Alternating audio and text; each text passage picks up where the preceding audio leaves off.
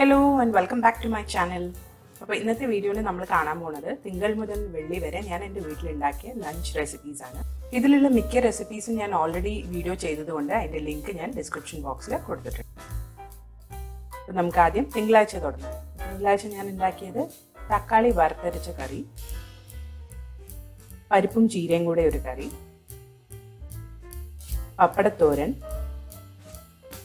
മുട്ടപ്പേരി, പിന്നെ കുറച്ച് പിക്കിൾ ഉണ്ടായിരുന്നു, ലൈം പിക്കിൾ. ഇതായിരുന്നു എൻ്റെ തിങ്കളാഴ്ച ലഞ്ച്.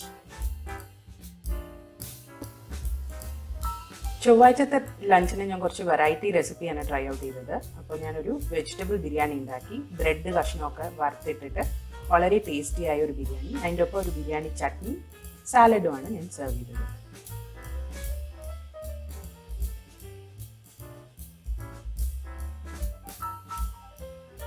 ബുധനാഴ്ച ഞാൻ ഉണ്ടാക്കിയത് കുമ്പളങ്ങ മൊളോഷ്യം, പയറ് മെഴുക്കുവരട്ടി,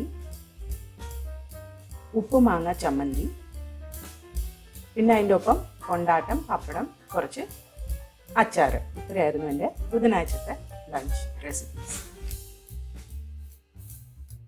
പിന്നെ വന്നത് വ്യാഴാഴ്ചത്തെ റെസിപ്പിയാണ്. അന്ന് ഞാൻ ഉണ്ടാക്കിയത് മുരിങ്ങയിലയുടെ എരിശ്ശേരി, മീൻ മുളകിലിട്ടത്, കോവയ്ക്ക മെഴുക്കുവരട്ടി, പിന്നെ അതിൻ്റെ ഒപ്പം കുറച്ച് കൊണ്ടാട്ടവും പപ്പടവും വെച്ചിട്ട് നല്ലൊരു നോൺ വെജ് മീലാണ് അന്ന് കഴിച്ചത്.